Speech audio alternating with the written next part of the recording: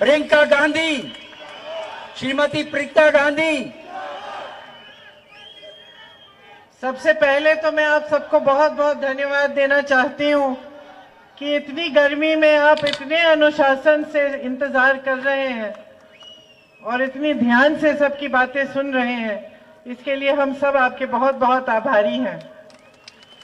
इस सभा में आप सबका बहुत बहुत स्वागत। श्रीमती प्रतिभा सिंह जी, ठाकुर कौल सिंह जी, श्री रंगीला राम राव जी, श्री सोहनलाल ठाकुर जी, श्री प्रकाश चौधरी जी, श्री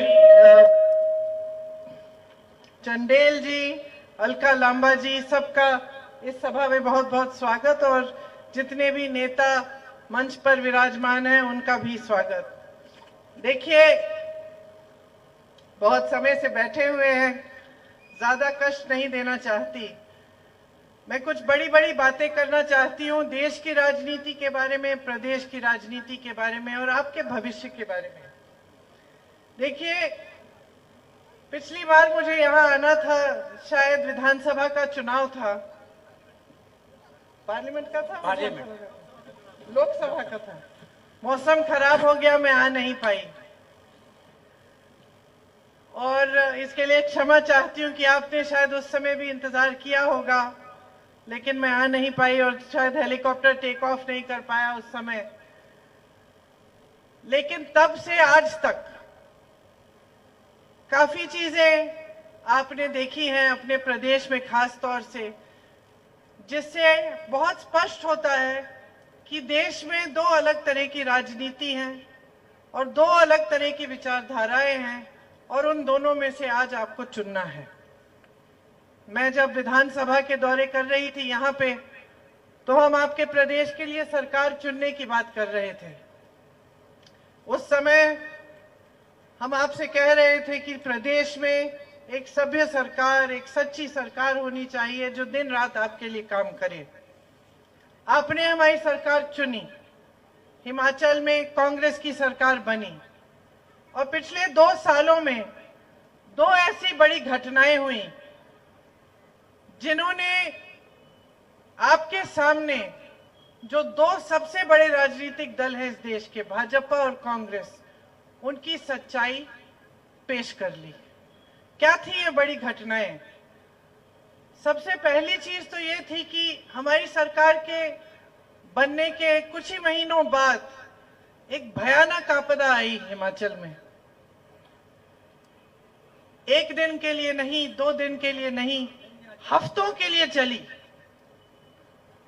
घर बह गए, पाठशालाएं बह गईं, लोगों के जीवन एकदम उथल पुथल हो गए, बड़ी बड़ी सड़कें बह गईं, परिवार के सदस्य गुजर गए, खूब संकट हुआ, खूब चोट पहुंचा।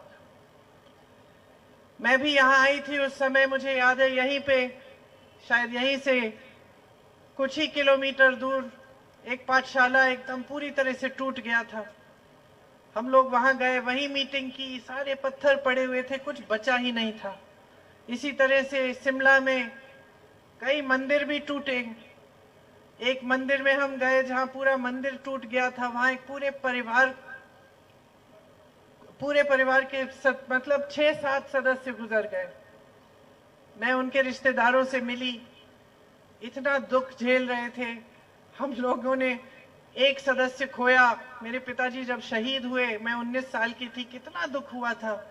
मैं सोच ही रही थी कि जिसके 5-6 सदस्य गुजर गए हैं, बच्चे बह गए हैं, उन पे क्या बीत रही होगी, किस तरह का दुख झेल रहे होंगे और कैसे आगे बढ़ते हैं, सुबह उठते हैं, क्या सोचते होंगे।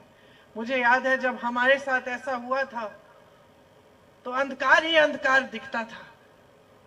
तो इतनी बड़ी आपदा आई, इतने दुख देखे आपने, और इस बीच मैंने आपकी एकजुटता देखी।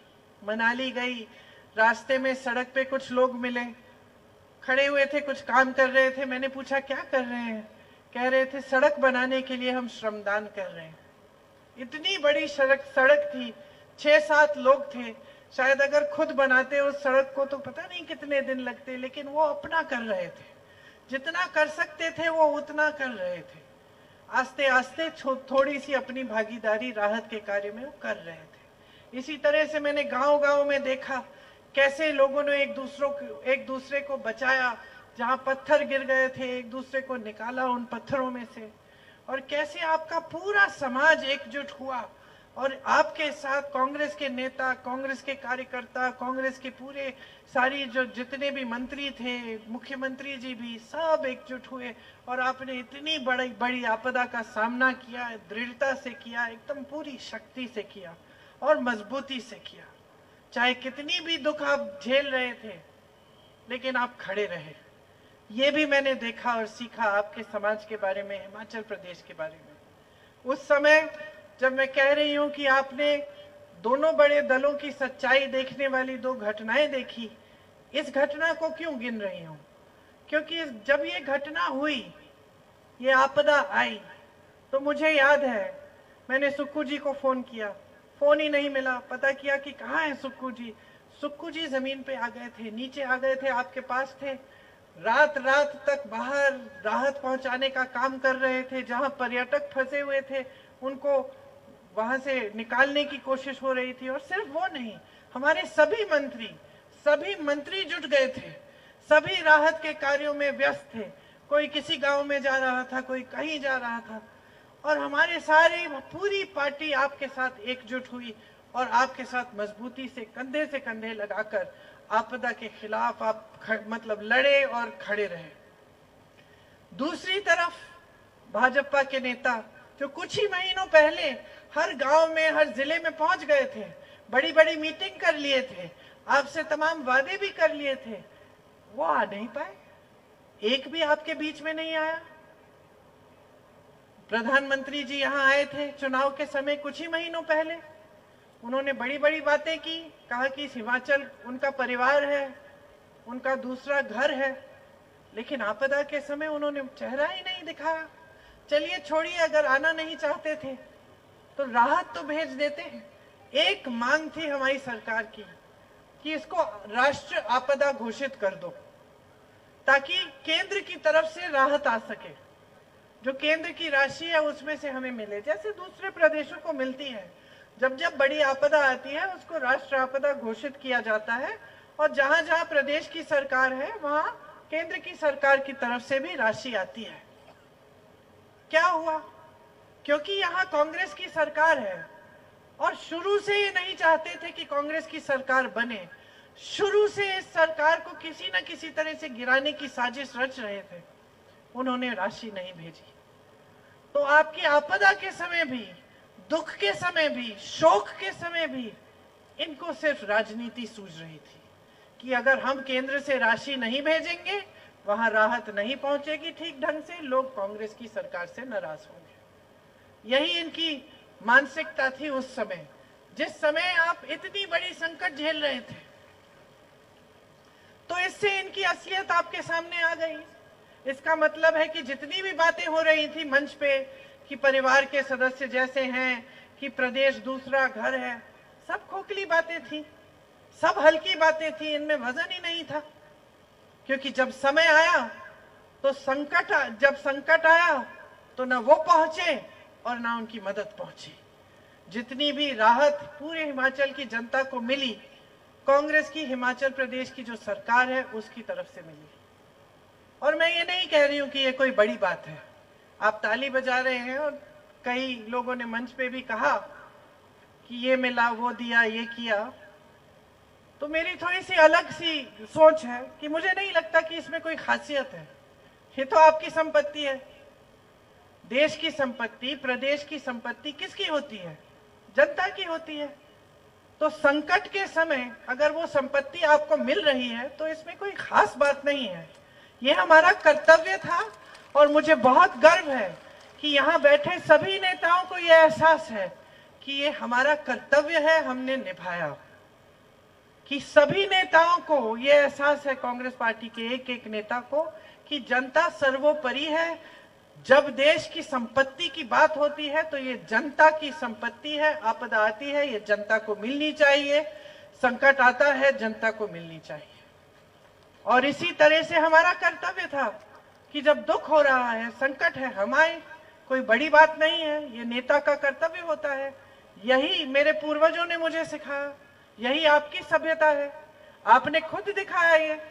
आप नेता नहीं होंगे, लेकिन जब आपदा आई, जब आपने देखा कि आपके शहर के लोग, गांव के लोग संकट में हैं, आपने भी मदद की। मैंने खुद आंखों से देखा, जैसे कहा, सड़कें बनाने में आपने मदद की, राहत पहुंचाने में मदद की, जहां लोग फंसे थे उनको निकालने में मदद की। यही मानवता होती है, यही इंसानियत होती है, और इसी के आधार पर हमारी राजनीति होती है। तो ये एक हमारी पुरानी परंपरा है, एक धर्म की भी परंपरा है, हमारे समाज की भी परंपरा है, हमारे समाज की भी सभ्यता है। तो आज अगर हमारी सरकार इन सब चीजों को निभा रही है, अपना कर्तव्य समझकर आपके बीच हमारे नेता आ रहे हैं, आपसे मिलजुल रहे हैं, आपके लिए कार्य कर रहे हैं, तो ये कोई बड़ी बात नहीं है।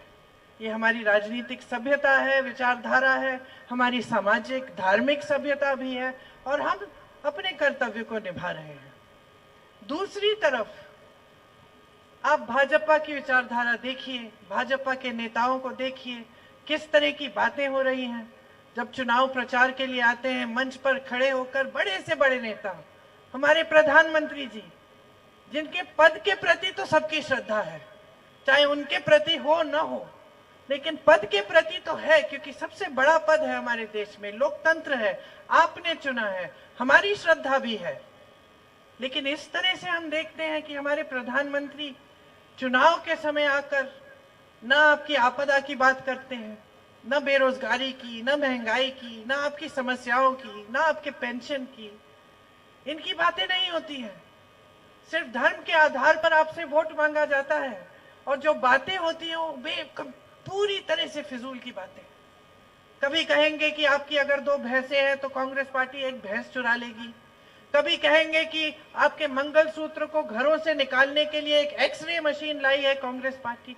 कैसी बातें हैं ये, और कैसी राजनीति है कि जब जनता संकट में है तब आप आते नहीं हैं, जब चुनाव का समय होता है तो आप धर्म की बात करके वोट लेने का प्रयास करते हैं, और पूरे समय आपका सिर्फ एक ही प्रयास रहता है कि किसी न किसी तरह से हमें सत्ता में रहना है। सरकार चुनी गई, यहां आपने चुनी, किसी ने थोपी नहीं आप पे। एक चुनाव था, चुनाव में आपने निर्णय लिया कि हम कांग्रेस की सरकार चाहते हैं, आपने सरकार चुनी। क्या होता है, जैसे ही आपदा खत्म होती है, ये दूसरी घटना है जिसके बारे में मैं बात कर रही हूं। एक और घटना घटती है, आपदा के कुछ ही महीनों बाद भाजपा का पूरा प्रयास, प्रधानमंत्री जी, अमित शाह जी, सबका प्रयास हो जाता है कि हम इस सरकार को गिराएंगे। कैसे गिराएंगे? क्या एक चुनाव करके गिरा रहे हैं, लोकतंत्र के तहत गिरा रहे हैं? नहीं, धन बल पे गिराएंगे। हम विधायकों को पैसा दे देकर, उन पर दबाव डाल डालकर उनको अलग कर देंगे इस पार्टी से, और हम इस सरकार को गिराएंगे। किसी को 50 करोड़ दे रहे हैं, किसी को 100 करोड़ दे रहे हैं, चोरों की तरह विधायकों को छुपाकर बीच रात में कहीं ले जा रहे हैं चंडीगढ़, हेलीकॉप्टर जा रहे हैं, पूरी फोर्स निकल आ रही है, केंद्रीय फोर्सेस आ रही हैं। किस चीज के लिए? विधायकों को छुपाकर कहीं ले जाने के लिए, और वो भी वो विधायक जिनको आपने पैसे खिलाए हैं। ये लोकतंत्र का मजाक है, लोकतंत्र के खिलाफ अपराध है, और प्रधानमंत्री जी, गृह मंत्री जी खुलेआम कर रहे हैं। मीडिया जो आज पूरी तरह से खरबपतियों ने खरीद रखी है, ये मीडिया वाले कह रहे हैं कि वाह वाह वाह वाह, कोई सवाल ही नहीं उठा रहा है। बहनों और भाइयों, कोई सवाल ही नहीं उठा रहा है, कोई कह नहीं रहा है कि ये गलत हो रहा है। हमारी सरकार होती थी तो छोटी सी चीज हो जाती थी, पूरी मीडिया भड़क जाती थी, और अच्छा है, अच्छा है, जागरूक मीडिया, जागरूक जनता लोकतंत्र के लिए अच्छा होता है। नेताओं को भी पटरी पे रखते हैं, नेताओं की भी फिर आदत खराब नहीं होती। नेता भी जानता है कि मैं जवाबदेह हूं, कुछ गड़बड़ करूंगा तो जनता पूछेगी, मीडिया पूछेगी। लेकिन आज ये परिस्थिति कि आप सरकार चुरा रहे हैं, आप घूस दे रहे हैं खुलेआम, आप लोकतंत्र का एकदम पूरी तरह से सफाया कर रहे हैं, और मीडिया आपकी वाहवाही कर रही है, कोई सवाल नहीं उठा रहा है, और हम सब चुपचाप देखें। तो फिर आपने चुनाव क्यों कराया? फिर बार बार हम चुनाव क्यों करते हैं? अब आप सोचिए 6 जगह उपचुनाव हो रहा है, क्या इसमें पैसा नहीं खर्च रहे हैं? कहां से आ रहा है ये पैसा? ये देश की संपत्ति है, आपकी संपत्ति है। वही संपत्ति जिसको ओपीएस में जाना चाहिए, वही संपत्ति जो 1500 रुपए हम हर महीने जो बहनों के खातों में डालने की बात करते हैं, वही संपत्ति है।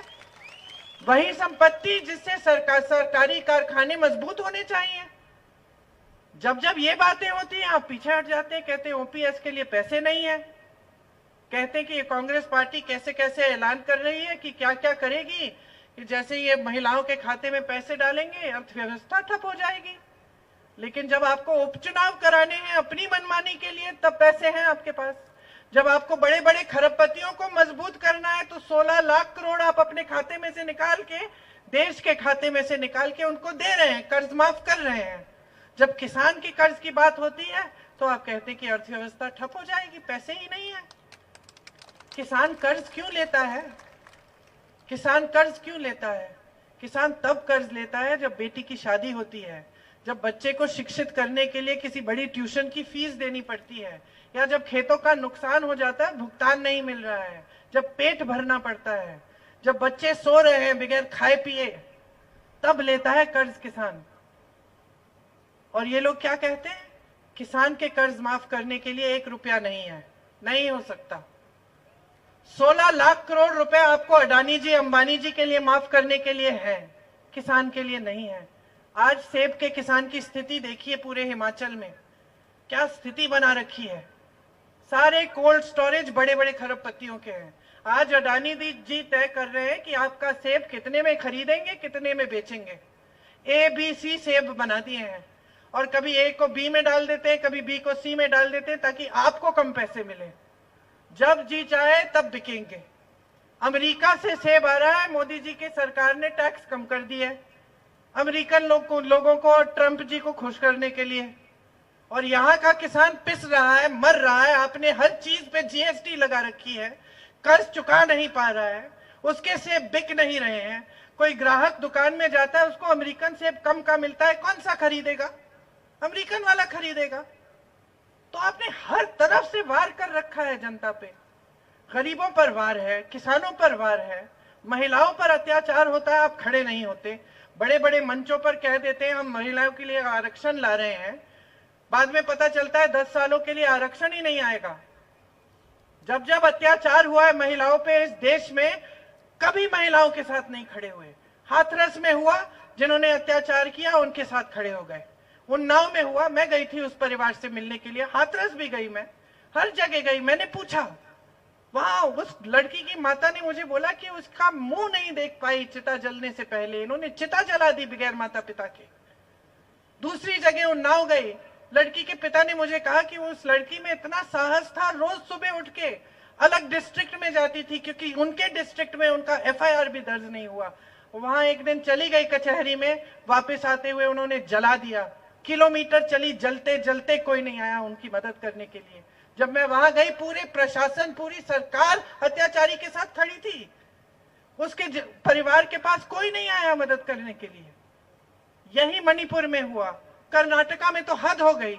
जिस नेता ने 100-200 महिलाओं के साथ अत्याचार किया, उसके साथ मोदी जी मंच पे खड़े होके वोट मांग रहे, कह रहे हैं इनको वोट देंगे तो मेरे लिए वोट है। और वो भाग जाते हैं देश से, वो देश से भाग जाते हैं। और मोदी जी और गृह मंत्री जी ऐसे कि उनको पता ही नहीं। तो ये सब देश में हो रहा है। किसी की, चाहे मिडिल क्लास हो, आज मिडिल क्लास की क्या हालत है? क्या महंगाई से आपकी मार नहीं है? ये ऐसी बात नहीं है। मिडिल क्लास भी आज बहुत ही दुखद स्थिति में है। बच्चे को पढ़ाने के लिए, हर चीज को करने के लिए इतनी मेहनत करनी पड़ती है, फिर भी कमाई पूरी नहीं होती। गैस का सिलेंडर 1200 रुपए का कौन खरीदेगा? जब 400 रुपए का था तो ये लोग नाटक करते थे। आज इन्हीं के राज में 1200 हो गया है, बोलती बंद हो गई है इनकी। तो ये परिस्थितियां बना दी हैं पूरे देश में। आपने 2 घटनाएं देखी जिनसे इनकी पूरी सच्चाई आपके सामने आ गई। एक आपदा, एक दूसरी जो सरकार गिराने वाली घटना थी। ये तो हमारी कांग्रेस पार्टी के जो नेता है वो दृढ़ रहे, सरकार बचा ली, नहीं तो इनकी चलती तो आपकी चुनी गई सरकार है वो गिर जाती। तो आपने सच्चाई देख ली है, मोदी जी की सच्चाई देख ली है, तमाम आपके बड़े बड़े जो नेता हैं हिमाचल के भाजपा के, उनकी सच्चाई देख ली। कहां थे वो? कहां थे आपदा के समय? आए आपके पास? तो सारी सच्चाई आपके सामने है। जब जब हम आपकी बात करते हैं, ये लोग फिजूल की बातें उठा देते हैं। हम ओपीएस की बात करते हैं, कहते हैं कि नहीं हो सकता। अभी एनपीएस के पैसे इन्होंने रोक रखे हैं ताकि हिमाचल में पूरी तरह से ओपीएस लागू ना हो। सुक्खू जी लड़ रहे हैं, फिर भी किसी भी हालत में वो कर रहे हैं काम। तो हमने कुछ वादे किए चुनाव से पहले, और उन वादों को पूरा करने का काम हमने पूरी तरह से शुरू किया और लागू है, चल रहा है वो काम। इन्होंने जो वादे किए उनका क्या हुआ? 15 लाख आपके खाते में डालने का वादा 10 साल पहले, 10 साल गुजर गए, कहां है 15 लाख? पूरी दुनिया के जो काला धन है उसको वापस लाने का वादा क्या हुआ? किसने देखा काला धन?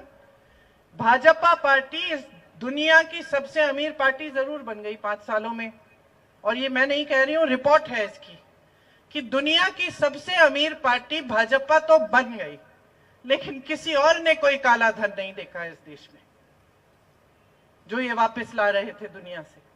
इन्होंने कहा किसान की आय दुगनी होगी। क्या हुआ? किसान पिस रहा है, हर चीज पे आपने जीएसटी डाल दी, टैक्स आप हमारे किसानों पे डाल रहे हो और अमेरिकन किसानों के सामान पे उतार रहे हो।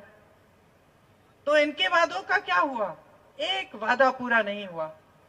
सिर्फ बड़ी बड़ी बातें, बड़े बड़े इवेंट बाजी, महलों में दिखते हैं सेठों के साथ मोदी जी, बड़े बड़े मंचों पे दिखते हैं या रोड शो पे दिखते हैं, इतनी दूर से यूं यूं हाथ हिला रहे हैं। जनता उधर है, इधर से उधर तक सिक्योरिटी के कर्मी हैं सारे, और उधर जनता दूर से यूं यूं हाथ हिला रही है। मोदी जी हाथ हिला रहे हैं जैसे यहाँ रोहतांग के टनल में हिलाया था, कोई खड़ा नहीं है, हाथ हिला रहे हैं। कभी कष्ट तो करें जनता के बीच में आने का। एक बार आके पूछ ले कि आपकी परिस्थितियां क्या हैं। 10 साल से मैं प्रधानमंत्री हूं, मैं जानना चाहता हूं भाई तुम्हारी खेती कैसे चल रही है। यही तो परंपरा रही हमारे लोकतंत्र की। इंदिरा जी पैदल आती थी अपने संसदीय क्षेत्र में, रायबरेली में पूछिएगा, गांव में जाती थी, पैदल जाती थी। मैं किसी दूर दराज इलाके में सोनभद्र में गई एक बार, उत्तर प्रदेश में, कुछ वहां पे नरसंहार हो गया था, मैं वहां गई, छोटे से गांव में गई, और मुझे एक महिला ने बिठाया कोने में, खीर लाई घर में से, कहती है कि ये खीर ना बुढ़िया सी थी, कहती है मैंने ऐसी खीर तुम्हारी दादी को खिलाई। और मैं चौंक गई। मैं खुद सोच रही थी कि दादी जी उस समय जहां यहाँ सड़क भी नहीं होगी, क्योंकि इतना दूर दराज इलाका था कि मुझे इतना कष्ट करना पड़ा वहां पहुंचने के लिए, कि वो कैसे पहुंची उस जमाने में, लेकिन पहुंची। और जहां जहां मैं जाती हूँ इस देश में, मुझे पता चलता है कि यहाँ वो पहुंची। वो नहीं पहुंची तो नेहरू जी पहुंचे, वो नहीं पहुंचे तो राजीव जी पहुंचे, वो नहीं पहुंचे तो कोई और पहुंचा।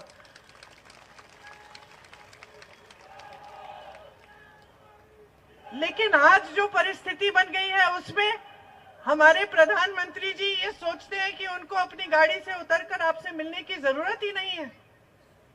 वो सोचते हैं कि उनको अपने कार्य की गिनती भी नहीं सुनानी है आपको। हम लोग वोट लेने जाते थे, पिताजी के लिए प्रचार करते थे अमेठी में, तो पिताजी कहते थे, हम पूछते थे कि पिताजी क्या बोले, छोटे से थे, कहते हैं बोलो कि मैंने क्या काम किया है और क्या हम करने जा रहे हैं। हमें सिखाते थे कि ये किया है, ये किया है, ये किया है। हम बच्चे थे। ये हमारी राजनीतिक परंपरा है कांग्रेस की। और आज प्रधानमंत्री जी को लगता है कि 10 साल से हम सत्ता में हैं, भाई जनता को कुछ बताने की जरूरत नहीं है।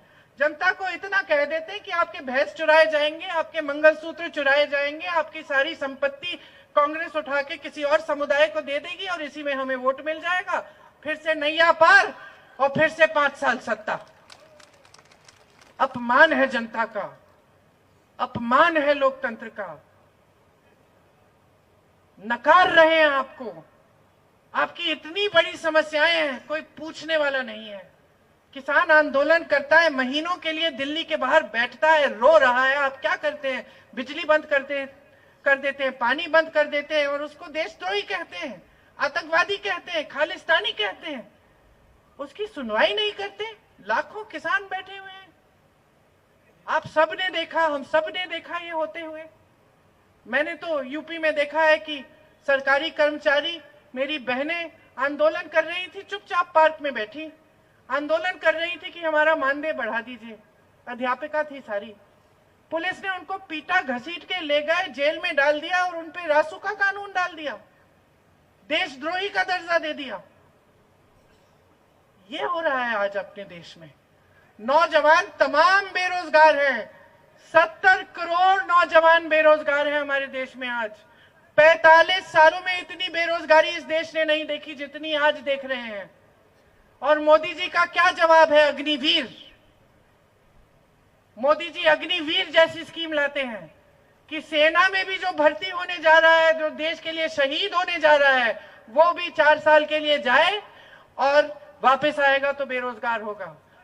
और भगवान ना करे शहीद हो जाए देश के लिए, तो उसको शहादत का पेंशन नहीं मिलेगा, उसके माता पिता को पेंशन नहीं मिलेगा। हमने 1 रैंक 1 पेंशन की बात की, मोदी जी ने क्या कहा? 1 रैंक अलग अलग पेंशन। आज सेना में किसी का हाथ कट जाए, किसी का पांव कट जाए किसी वजह से, जंग में घर आएगा, उसको पेंशन नहीं मिलेगा डिसेबिलिटी का, वो भी काट दिया है। तो किसके लिए काम कर रहे हैं? सिर्फ अडानी जी, अंबानी जी के लिए? सिर्फ बड़े बड़े खरबपतियों के लिए सारी नीतियां बन रही हैं? देश की सारी संपत्ति सिर्फ उनके लिए? देश के हवाई अड्डे, बंदरगाह, कोयले के खदान, सब कुछ उनको दे दिए। और बदले में क्या मिला? उन्होंने मीडिया खरीदी आपके लिए, तो मीडिया चुप रहती है, आप कुछ भी करते हैं। उन्होंने संपत्ति दी आपकी पार्टी को, आपकी पार्टी दुनिया की सबसे अमीर पार्टी बन गई है। और देश का क्या होगा इस तरह? तो बहनों और भाइयों, समझ लीजिए, आज जितनी महंगाई है, जितनी बेरोजगारी है, उसकी वजह है क्योंकि गलत नीतियां चल रही हैं देश में, क्योंकि ऐसी राजनीति हावी हो गई है पूरे देश में जिसके नेता समझ रहे हैं कि धर्म के आधार पर आपसे वोट ले लेंगे हर 5 साल, हिंदू मुस्लिम करके हर चुनाव में जीत हासिल कर लेंगे, सत्ता ले लेंगे, उसके बाद काम करने की कोई जरूरत नहीं है। यही उनकी विचारधारा है। इसीलिए हर चुनाव में सिर्फ यही बात उठती है। मैं कहती हूं, मोदी जी 10 सालों के लिए हमारे प्रधानमंत्री रहे हैं, आप हिम्मत करिए, आके बताइए जनता को कि क्या क्या किया है जनता के लिए। एक चुनाव लड़ लीजिए जनता के मुद्दों पर, एक चुनाव महंगाई पे, बेरोजगारी पे, किसानों की मुसीबतों पे, महिलाओं पर अत्याचार हो रहा है उन पे, उनको आप कैसे सक्षम बनाएंगे, उनको कैसे अपने पैरों पे खड़े होंगे, एक चुनाव लड़के दिखा दीजिए। हिम्मत है तो दिखाइए, लेकिन हिम्मत नहीं है। और माफ कीजिए, देश की जनता है आप, लेकिन आदत आपने बिगाड़ी है। जब नेता को पता चल जाता है ना कि जनता को बहका के वोट मिल जाएगा, तो एक आदत बन जाती है जो सबसे ज्यादा नुकसान जनता की करती है। मैं हमेशा ये कहानी बताती हूं, आखिरी बार बोल रही हूं, बात बोल रही हूं, उसके बाद बंद। मैं एक महिला के घर गई, यूपी में एक मोहल्ले में, छोटा सा गांव था। मैं उसके घर गई, घर में पानी नहीं था, बिजली नहीं थी, बच्चे खेल रहे थे जमीन पे। मैंने कहा स्कूल जाते हैं? कहती है नहीं, पाठशाला नहीं है पास में, दूर है, कौन ले जाएगा दीदी, मैं ही देखभाल कर लेती हूँ। तुम क्या करती हो? मैं छोटा सा काम कर लेती हूँ, वो क्या चूड़ियों का काम था, कांच की चूड़ियों का काम था, वो मैं कर लेती हूँ, जितना कमा लेती हूँ। वही अकेली थी, पता नहीं, मैंने पूछा नहीं कि पति कहाँ है, हो सकता है विधवा थी। तो मैंने कहा कि भाई वोट किसको दोगी? तो कहती है वोट तो विधायक को दूंगी। मैंने कहा क्यों? अभी तो आप कह रही थी कि कुछ नहीं है, पानी नहीं है, बिजली नहीं है, सड़क भी टूटी पड़ी हुई है, बच्चों के लिए पाठशाला नहीं है, क्यों दोगी वोट? कहती है हमें शर्मिंदा हुई थोड़ी, फिर कहती है कि दीदी भगवान के नाम पे वचन दिलवाया है। तो मैंने कहा भगवान के नाम पे किसने वचन दिलवाया? वो विधायक जी आए थे। कब आए थे? चुनाव के समय। पहले आए? नहीं आए। तो मुझे तो गुस्सा चढ़ गया। मैंने बिठाया, उसको समझाया कि ये क्या बात हुई, तुम्हारे लिए कुछ काम नहीं किया है इसने, और फिर से वोट तुम इसलिए दे रही हो कि तुमसे वचन खिलवा दिया कि भगवान के नाम पे, और तुम सोच रही हो कि धार्मिक व्यक्ति है। तो भगवान ने क्या सिखाया हमें? हमारे हिंदू धर्म ने क्या सिखाया हमें? धर्म क्या होता है? सच्चाई, सेवा, एक दूसरे के प्रति प्रेम। तो अगर विधायक अपना कर्तव्य नहीं निभा रहा है, जो कर्म उसको करना चाहिए वो नहीं कर रहा है, और आप बार बार धर्म के नाम पर उसको वोट दे रही हैं, तो वो तो समझ गया है ना कि उसको काम करने की जरूरत नहीं है। लेकिन आपका क्या हो रहा है? आपके तो बच्चे जमीन पे खेल रहे हैं, आपके बच्चों के लिए पाठशाला तक नहीं है। तो समझिए मेरी बात, और मैं यही बात आप सबको कहूंगी कि आप समझदार हो, आप में विवेक है, देश की जनता हो, देश को बनाया है आपने, देश के किसान हो जिन्होंने इस देश की धरती को सींचा है अपने पसीने से, कर्मचारी हो, दिन रात काम किया है, सेवा की है, अपना कारोबार है। तो नेहरू जी तो कहते थे कि जिसका अपना भी बिजनेस है, जो भी काम कर रहा है अगर दिल से कर रहा है तो वो देश का निर्माण कर रहा है। हर स्तर पर आप देश का निर्माण कर रहे हो, ईमानदारी से अपना जीवन जीने की कोशिश करते हो, सबकी मदद करने की कोशिश करते हो। तो क्या इतनी भी उम्मीद नहीं होनी चाहिए नेताओं से? क्या आपको ये उम्मीद नहीं रखनी चाहिए कि जिस नेता को आप चुन रहे हो, जिस राजनीतिक दल को आप अपना कीमती वोट दे रहे हो, उसकी भी यही सभ्यता हो, वो भी आपके सामने सच्चाई से पेश आए, गहराई से आपकी समस्याओं को समझे, उनको सुलझाने की कोशिश करे, और जब इस देश का काम को करे, इस देश के निर्माण के काम को, तो ईमानदारी से और सच्चे दिल से करे। ये उम्मीद तो रख सकते हैं ना आप? तो देख लीजिए आपके सामने क्या है। जैसे मैंने कहा, भाजपा की सच्चाई आपके सामने है, कांग्रेस की सच्चाई आपके सामने है। आज सुक्खू जी जैसे सीएम है जो आपके साथ मिलजुलते हैं, साधारण व्यक्ति की तरह अपना जीवन जीते हैं।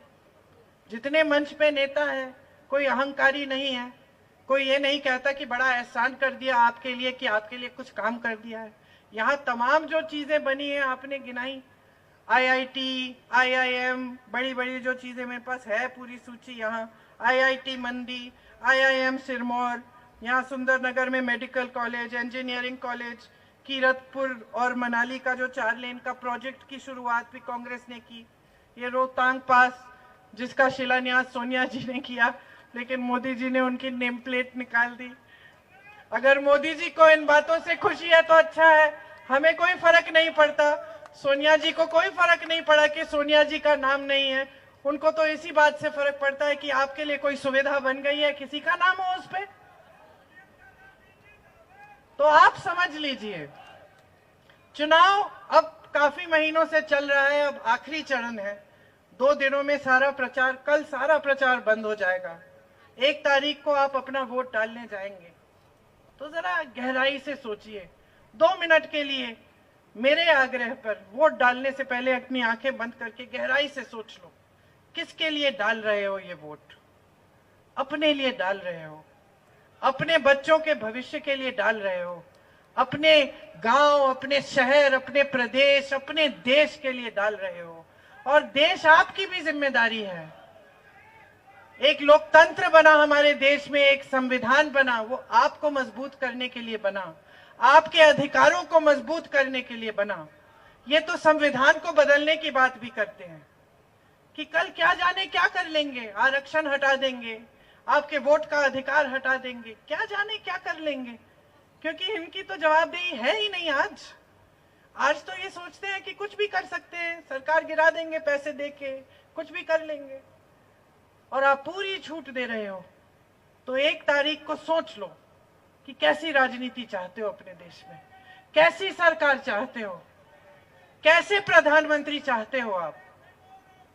और सोच समझकर और पूरे विवेक से, जो अपने जीवन का अनुभव है उसी को देखते हुए आप अपना वोट डालो। मुझे पूरा यकीन है कि अगर आप अपने विवेक से वोट डालोगे तो कांग्रेस पार्टी को ही जाएगा आपका वोट, क्योंकि हम सच्चे दिल से आपकी भलाई चाहते हैं। आपने बहुत बहुत ध्यान से मेरी बातें सुनी, आपको बहुत बहुत धन्यवाद। खासतौर से मेरी बहनों को, बहुत समय से आप बैठी होंगी यहाँ, बहुत बहुत धन्यवाद। जय हिंद।